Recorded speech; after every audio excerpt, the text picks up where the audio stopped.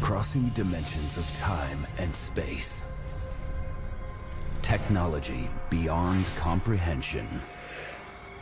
They are watching. They are waiting. We're not having nightmares. This has got to be real. They are already here.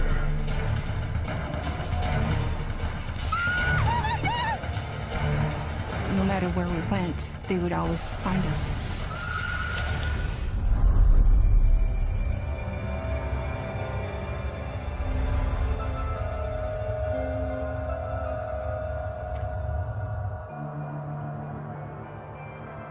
Aldergrove, British Columbia.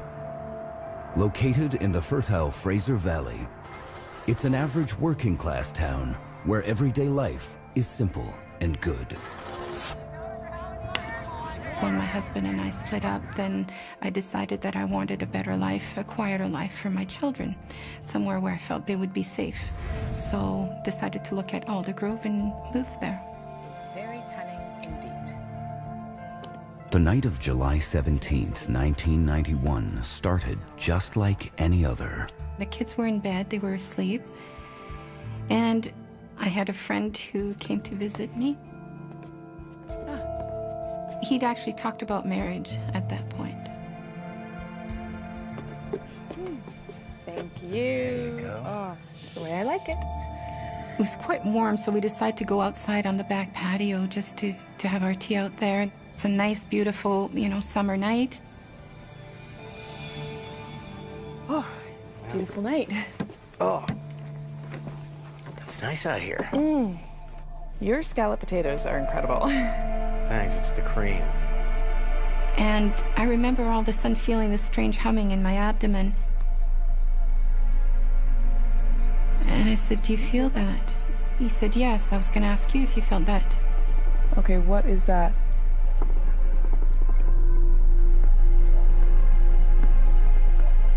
That's weird. And I said, "Look up." Tom. Wow.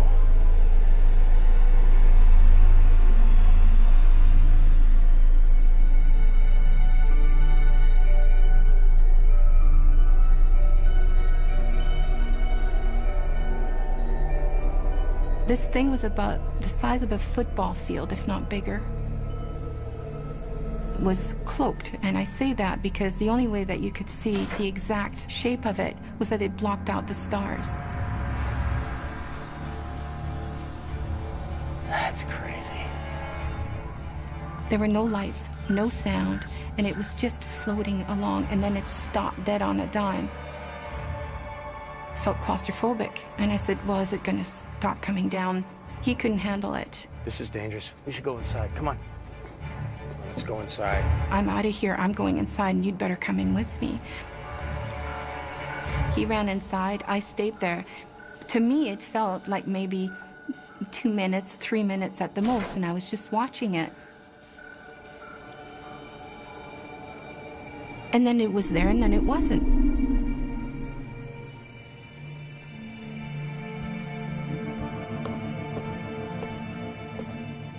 There you are. He just said, "Where have you been? Where'd you go? I've looked all over for you. You've been gone for quite a while." What? I've been right here. I'm watching whatever that was. Listen, I came out with the tea and you left. I said I didn't go anywhere. What are you I talking looked everywhere about? for you. I went into the woods. I went to the end of the driveway trying to find you. An hour. I said I was outside, just for a few minutes. And he said, "No, you've been gone over 45 minutes. I said, "That's impossible." Tom, I've been standing right here looking up at whatever that was in the sky. Yeah, for I'm telling you, I was only out there 2 or 3 minutes. I think you're just, a little nervous about this thing you saw. And he said, "No." He said, "Look at the clock." I thought I should stick around because the kids would be by themselves while you were gone. You've been gone almost an hour, 45 minutes. And he said, "I didn't know what to think." And you just disappeared. There's no explanation. I've been standing here the whole time, Tom. Tom, you went inside, you put the teacups down. I have been standing here This disappearing for... act is just not, it doesn't What work. are you, Tom? I had no idea where I'd been. After that happened, he never came back again. I got a phone call, "I'm sorry, goodbye." Yeah. And it's like, okay, well, what do we do with this now? What we witnessed was this huge boomerang-shaped ship. It was probably over the size of a football field big. And who do I tell? You're not sure you want to contact somebody and tell them about it because you don't want to be ridiculed. But things didn't match up. Things weren't right.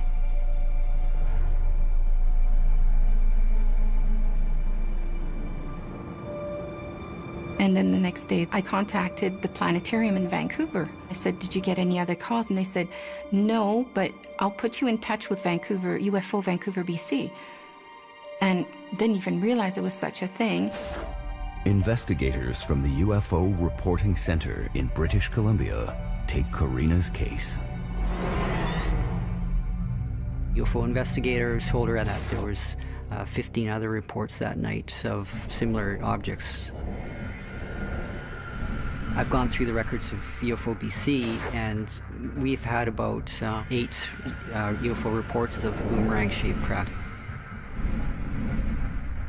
It just confirmed that what we had seen was not imaginary. There really was something, because there had been other eyewitness reports that night.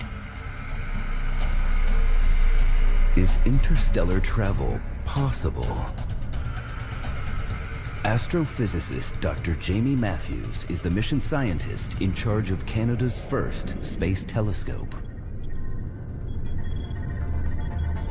I think it's important to keep in mind that the distances between stars are so vast that if you're traveling in the conventional sense, and if you're restricted by the universal speed limit of the speed of light, 300,000 kilometers per second. It's a high speed.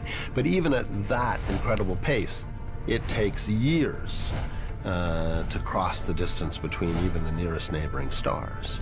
Our fastest space probes would take tens of thousands of years to reach the nearest neighboring star. So if people had a real intuition for interstellar distances, they would probably think more carefully about how likely it is that aliens are traversing those distances to visit us, and how often they would do it. I'm not saying it's impossible, but it's not as easy as it looks. What if interstellar travel isn't the only way aliens visit Earth? You know, maybe if we have visitors, they're not coming from another place in our three-dimensional spatial universe. Maybe they're coming from another set of dimensions within a much larger multiverse. There could be many, many dimensions of space and time, of which our 3 spatial dimensions and our 1 temporal dimension are just a subset of them. But if you're going to connect across dimensions, you need to somehow tear a hole in the geometries. If creatures have found a way to do this, then they have developed a very sophisticated technology. If it's happening by accident, they found some natural phenomena that we have not yet encountered. I didn't know what to believe. I realized that there was something very strange happening. There's 1, 2, 3 a year that really stand out, like the one with Karina, that really, demand more attention. This giant boomerang-shaped craft flew over them. Before that happened, though, everything went quiet. All the frogs stopped croaking, dead silence. 45 minutes or an hour had gone by that wasn't accounted for. She doesn't recall what happened with that missing time. So where was she? I'm not sure what happened, what took place.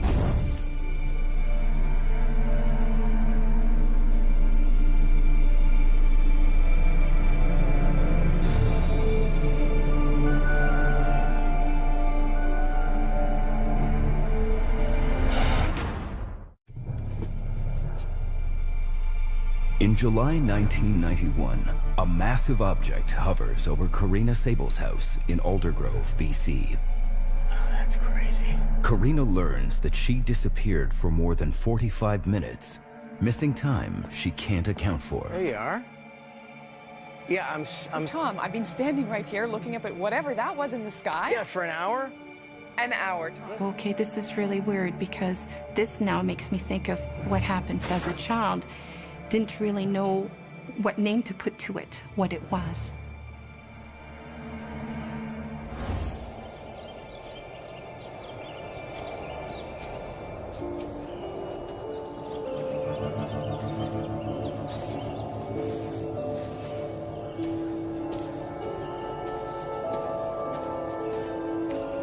It was in October, close to Halloween, and little friends had come over and they said, you know, come out with us, we're going to go play in the forest.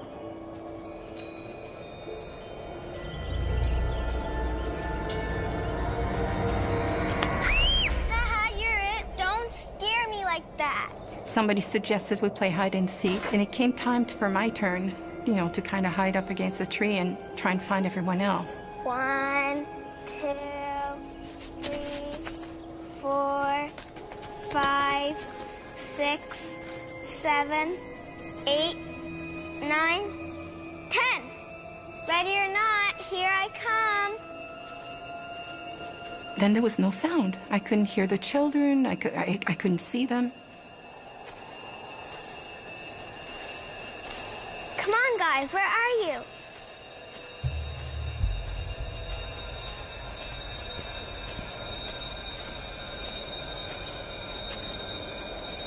All of a sudden, it was like a strange musty smell came around me, kind of enveloped me. And it was like shivers. And then the next thing I know, I've got this fear inside of me. I'm just terrified.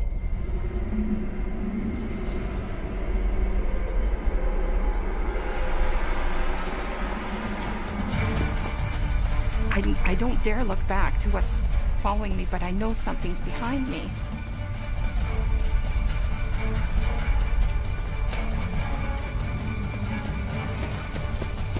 Finally, I reached my home, and everybody is panicking. My parents are crying, and, you know, they're screaming, where have you been? All the kids have been back for a long time. Where were you?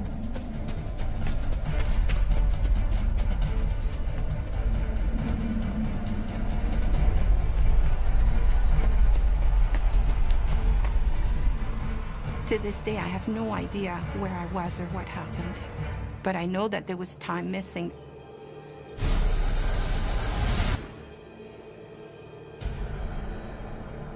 There's an enormous number of sightings where there's missing time involved, where people don't remember what happened to them directly after this 2 or 3 hour gap in their life. So this is typical of abductees. So at that time, he just explained that abduction, you know, was when they come and they would take these people and they do things to them. And they sometimes return from abduction events with unusual marks and scars and bruises on their body. But the key word here is scars. They return with fully formed scars that were not there the day before. And that is biologically impossible. And I said, well, some of that's starting to make sense now, because I would wake up and I would have certain marks on my body. And he said, well, you know, some people who claim they've been abducted have what we call a scoop mark. So it can be on your leg or somewhere else on your body. Since I was a child, I've had a mark on my leg. I don't know where it came from. I mean, I never really understood what was going on.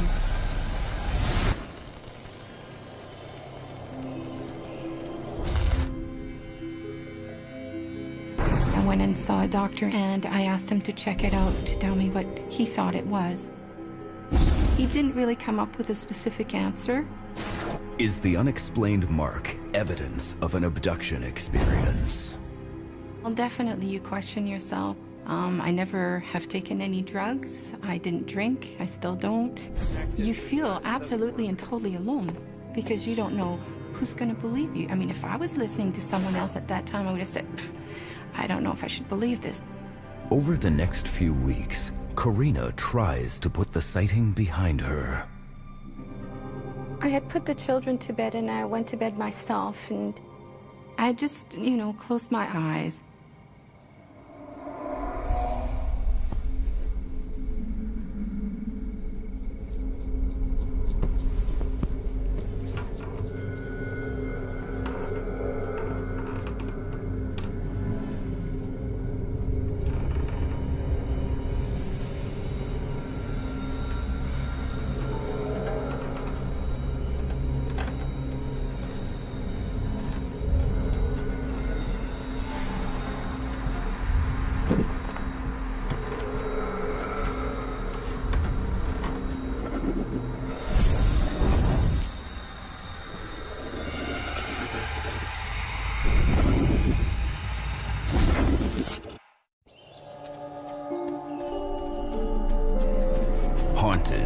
mysterious gaps in her life and unexplained marks on her body, Karina fears she may have been abducted by aliens.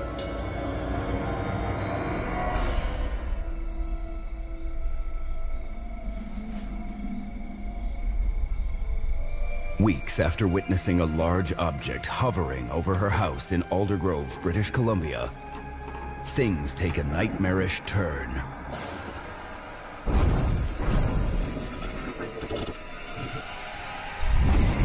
What I saw, literally, was this being, about 3 feet tall, I guess, pear-shaped head, kind of grayish color. I felt terrified. There was a feeling, a sense that I'd seen him before, but wasn't positive.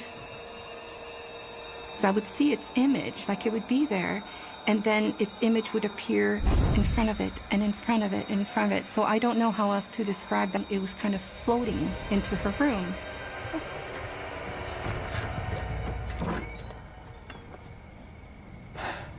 It's here, it's got to be here. I saw it come in here. But there was nothing, and my daughter was asleep. So I thought, oh boy, here we go. I've had a bad dream.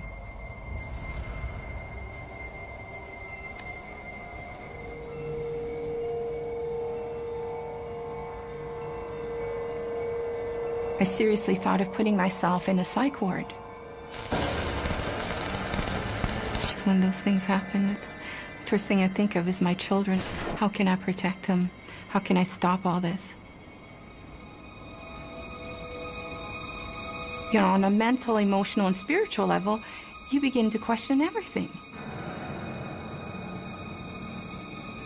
I was brought up Catholic.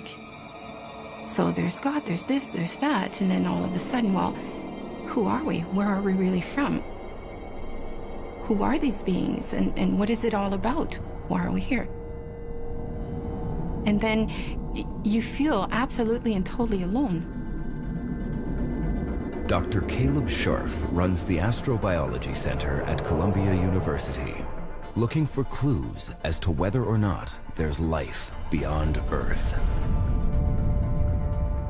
We are trying very, very hard in modern science today to find out whether or not we are genuinely alone in our solar system or alone in the universe as a whole. So until very recently, we just didn't know for sure that there are other planets around other stars. With modern technology, we've been able to eke out the signatures of planets around other stars. The fact that there are so many planets out there is quite surprising, because it means that planets form incredibly efficiently in this galaxy and probably in the universe as a whole. And that means that the opportunity for there to be planets a bit like the Earth or somehow similar enough to harbor life goes up enormously. I think we're sitting at 763 confirmed planets and more than 2,000 candidate planets. Our galaxy is packed with planets. There are more planets than stars. And we didn't know that a few years ago. And among those planets are a huge number of smaller planets that may be rocky, terrestrial-like planets, a bit like the Earth. The Goldilocks zone, which is sometimes called the habitable zone, is the region around a star where if you placed a planet like the Earth, it has the possibility of having a surface temperature somewhere between the freezing point and the boiling point of water. In other words, it's at the right distance from the star to be kept at a nice temperature. And the reason we're so interested in a planet that can have liquid water on its surface is that life can't exist without water in a liquid form. If you think about Earth, all the oxygen that we breathe essentially comes from plants and microorganisms. And a lot of the chemistry of our planet has been determined over 4 billion years of evolution by the microbial organisms living here. So when we look at alien worlds, what we're really looking for are the signatures of that kind of life. We're looking for environmental clues that life is playing a role in what happens on the surface of that planet.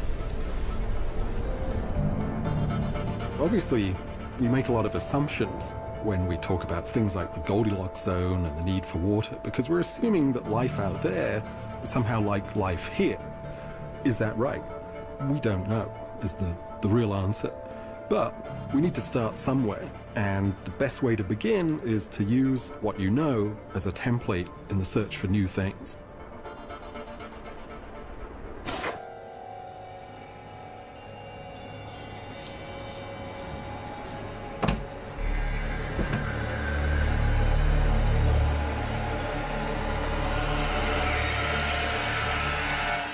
Grandma? What's this? Oh, that's the little white ghost. A little white ghost? Who are these beings, and what is it all about? Well, he comes into my bedroom sometimes, and he scares me a little bit, but he doesn't hurt me.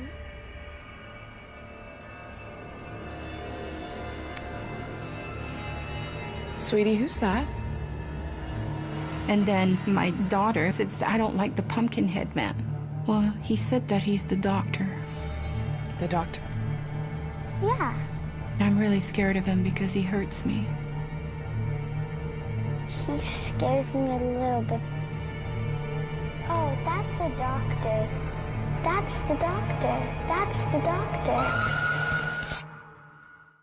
After discovering her daughter has been painting disturbing images, Corina Sables is convinced something has been visiting her daughter's room in Aldergrove, British Columbia.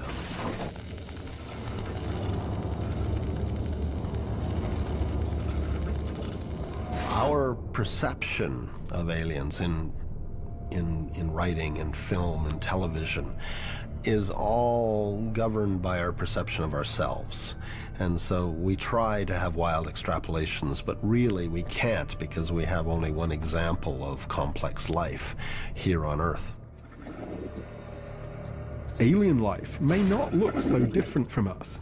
It may have 2 arms, 2 legs, 2 eyes, and so on, because that is a natural solution to the problem of having a functioning organism. Life has to subscribe to the same rules that govern us here. The laws of physics, the laws of chemistry and biochemistry and so on.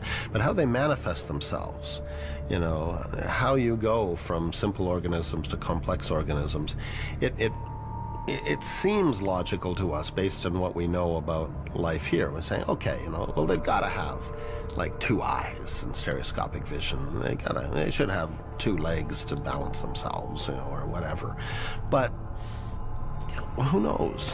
The other side of the coin is that evolution is a much more random process, in which case there could be alien life out there that has no resemblance to us whatsoever, but it senses things, it moves, it thinks, but it does it in a very, very different way.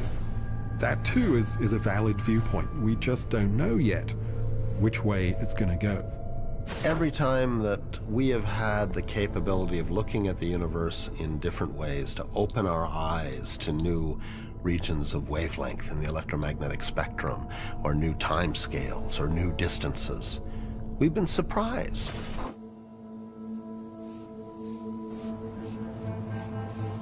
Oh, that's the little white ghost.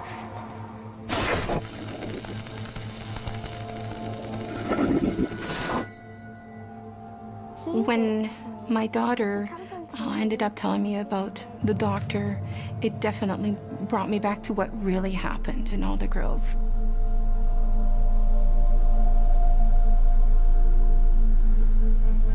And all of a sudden, all these pieces of the puzzle were being put together.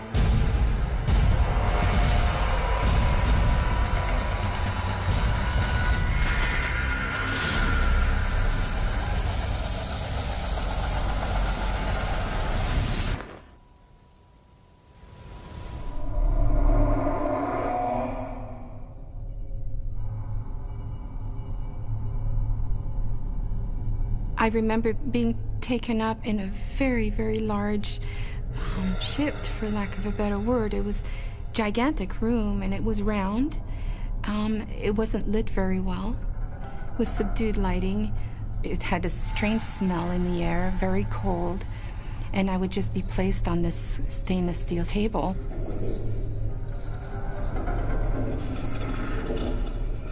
All of a sudden, to my left, this tall being with very bony structure started approaching me. He had a huge head, and it was kind of like lots of bone structure to his head. Large, black, almond-shaped eyes, slits for a mouth, no nose to speak of, no ears, very scrawny little body. And I remember feeling terrified. He didn't say it with his lips, I just heard in my mind. He said, "I'm the doctor." It was almost like, what's he going to do to me?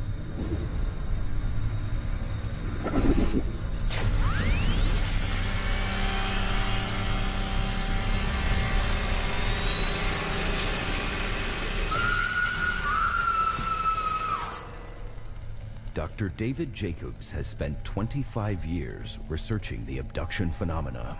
A typical abduction event is a person is taken out of their normal environment. They're then placed on this table and they have an examination of sorts.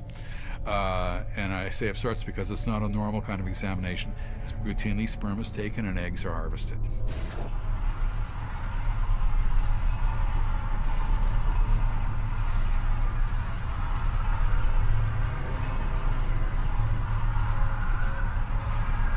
There was another room that was there, and in this particular place, you could see hundreds of what looked like aquariums.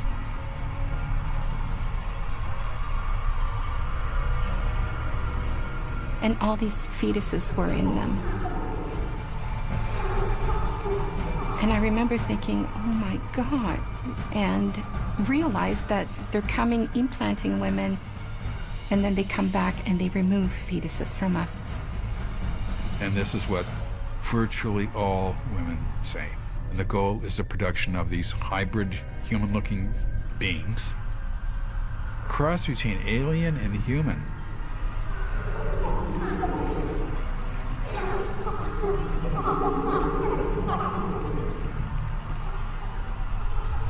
It all became very clear what was going on.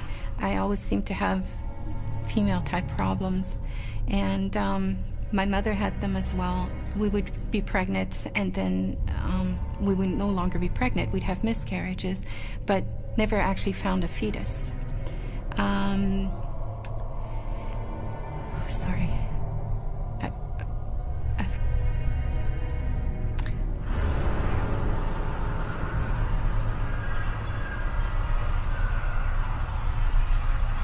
And that's when I clued in, like, this is going from generation to generation.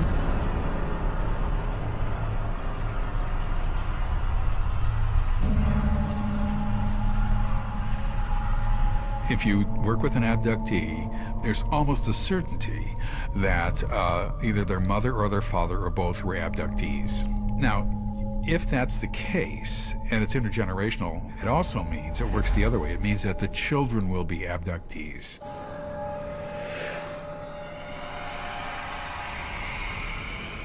I think the worst thing was that realizing that this was really real. You know, that was terrifying. I was getting angry. I didn't want to believe this. How do we get away from them? What can I do? How can I stop all this? I have to do something to protect my daughter. I don't want something happening to her.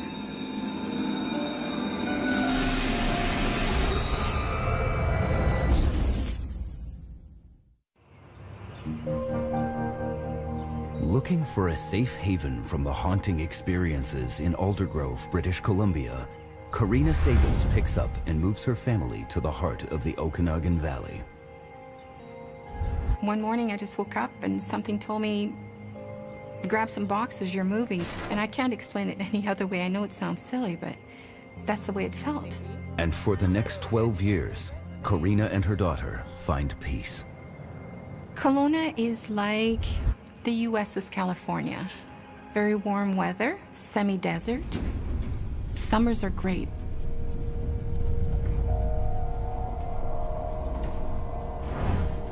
It's a good movie. She totally sounded English. A girlfriend of mine had come up from Vancouver to visit.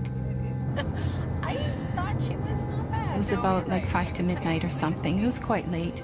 And she was leaving the next morning. Yeah, she had a good accent. Suddenly she said to me, why don't we go stargazing? But I thought, it's really late. I don't think we're going to do this now. She was so insistent that I just gave in and said, okay, all right, we'll go. I haven't gone stargazing since the last time I saw you. It's so much better than makeup. There was no moon that night. Those street lights where we ended up going, it was pitch black, beautiful stars out. So I pulled over on the right side, we parked. Oh, I know. Here, look at this. Let's pull up right here. Okay. Oh, it's perfect. Okay. This is great. I know. Oh, it's beautiful in here, Shirley. Oh, my God. And I've got my 1.5 million candlelight checking for bears and cougars because they had sightings in that area recently. Yeah, it's so nice. It's good to be out. Ah, it is. Oh. All right.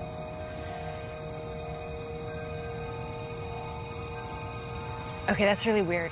Right away, she said there's like 3 pinpoints, like stars in the sky. And they're green. They're neon green. They're coming together in a triangle, but they're green. I don't know, what is that? Airplanes don't do that, helicopters don't do that. Something's going on. They're moving in. I turned on my light just because I was scared. When I first saw the eyes, I thought, okay, it's deer. And then reality checked in and I went, no, these aren't animals. This is something else.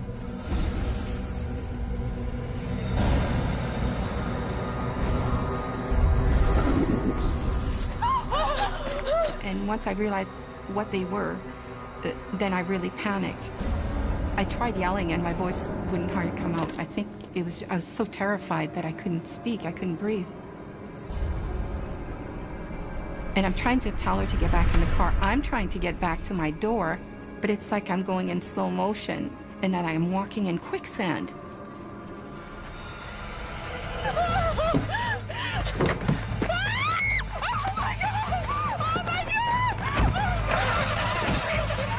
This thing's coming at me. I know it's going to come and get me. I have to get away.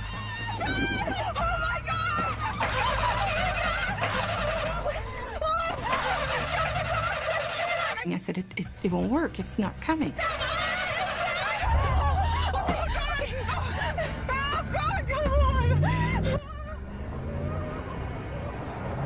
I don't believe what just happened. What's going on? What's going on? And then we just headed back towards town. Oh my God, we have to get away from them. What are you talking about? We have to get away. We have to get away. What are you talking about? God. Oh my God. Oh my God, it's right behind us. We're going in here. I said, I can't go home. I can't take these things to my daughter. I said, I don't want something happening with her. I said, we have to keep going. We're going to go park somewhere and wait till this thing leaves. I went down the road further, up the mountain, where all these orchards are. What are you doing? So we looked to the back of the car to see if we could see it through the back windshield, but we couldn't see it.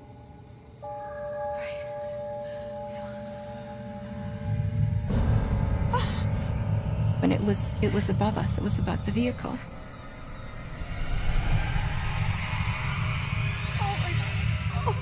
Oh my God. I've got this weird feeling like I've walked through a wall of electricity, that every hair on my body is standing up.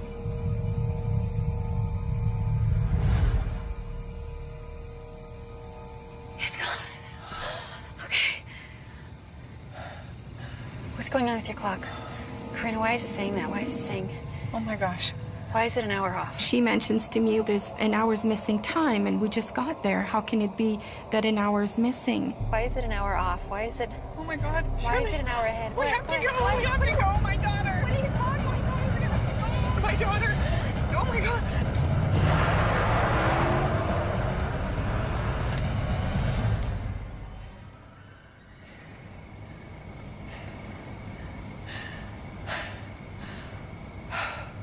Everything seems fine, and my daughter was asleep. But deep inside me, some other part of me understood that there was nothing I could do to stop these things from coming back.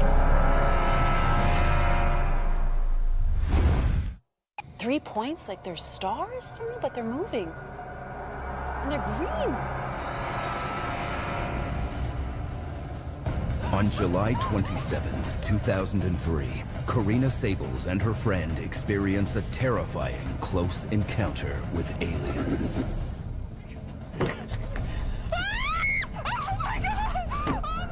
Fearing for her daughter's safety, Karina races home only to discover, much to her relief, all is well. Karina immediately reports the incident to UFO investigators in British Columbia. And she learns from ufologist Brian Vike that she and her friend aren't the first to report the sighting. You had over 200 witnesses for one event that actually took place on the 27th of 2003, July 2003. It was an amazing event. The phone never stopped. What he said was, we've had a lot more sightings. You know, people have eyewitness reports. We have people calling us. We have people emailing us with the same things that you've seen.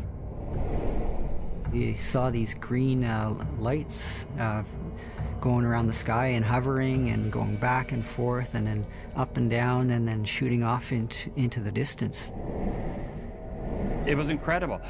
The object ended up coming over the mountains, did 90-degree turns, dropped down over lakes. It did another 90-degree and turned off. Went over top of people's vehicles on the highway. It was bizarre.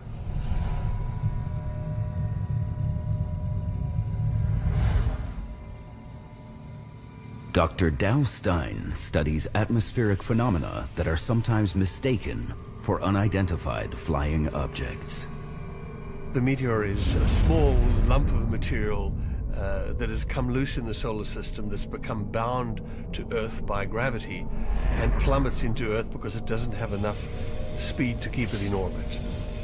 As it plummets to Earth, it eventually interacts with the atmosphere and burns up. In many senses, what's happening is that the material in the meteorite is evaporating off the surface of the meteorite because of friction between this very, very high-speed flying object and atmosphere.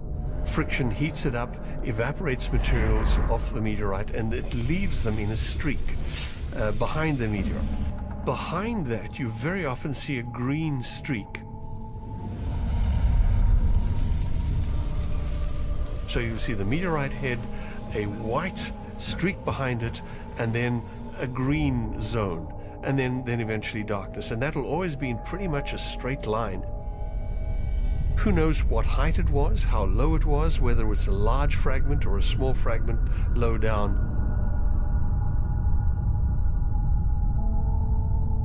But any meteorite fragment would be illuminated by the light from the energy of the meteorite.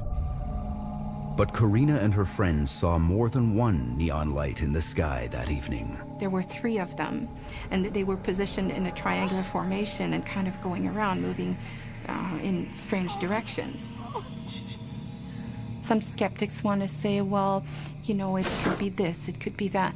But we were fully awake, lots of eyewitnesses. It was so fast, it was unbelievable.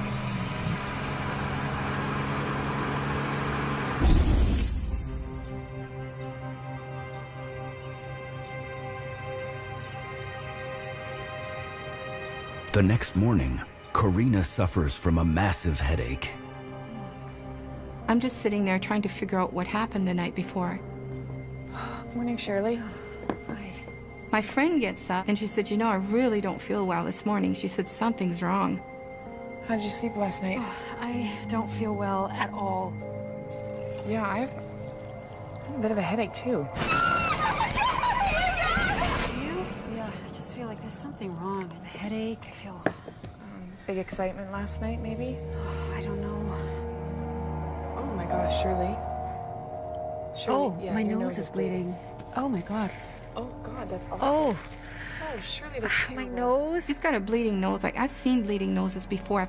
It was quite intense. And she says, You know, something's wrong. She said, I've got pain down my back. I've got something wrong with my back. I'll show you. It really hurts. I feel like I don't know what I did. It's a bruise or something. Oh, jeez. Shirley, you're burnt. You have a burn on your back. And it was a big circular, what looked like a radiation burn. Oh my God, it really hurts. How did you? I don't know. It really hurts. Hey, sweetie. I don't feel so good. Nikki, you look awful. Yeah, I feel like I'm gonna throw up. Okay. Oh my gosh, Nikki. Oh my God, maybe this. My daughter says, you know, Mom, she said, I think I've got the flu or something. I really feel like throwing up. And then her nose starts bleeding. I went, okay, this is not normal anymore.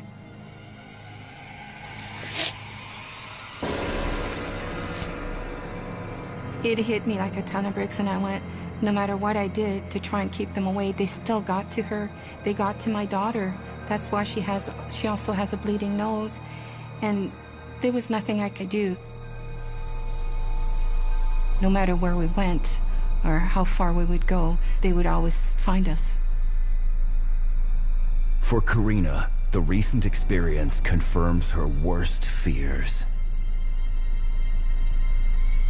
The last experience left me pretty raw and open again, you know, to remind me that they are in control, or that they can still come and do what they want, and that there's nothing I can do about it.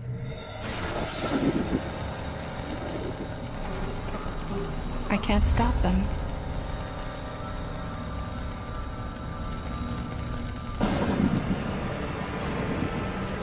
No matter where we went or how far we would go, they would always find us.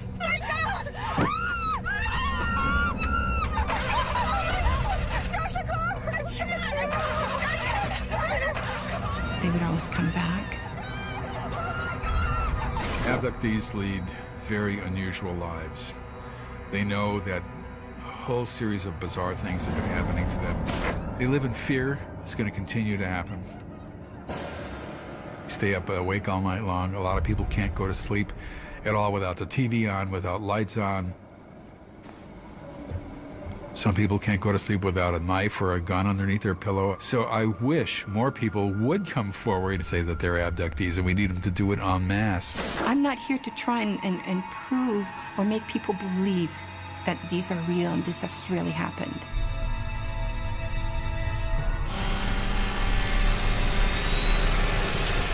You can't let this consume you, because if you do, you won't survive. If I'm 50-something and I'm still here,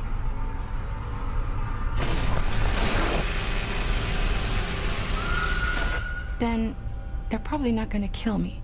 They may take me again, but I'll still come back.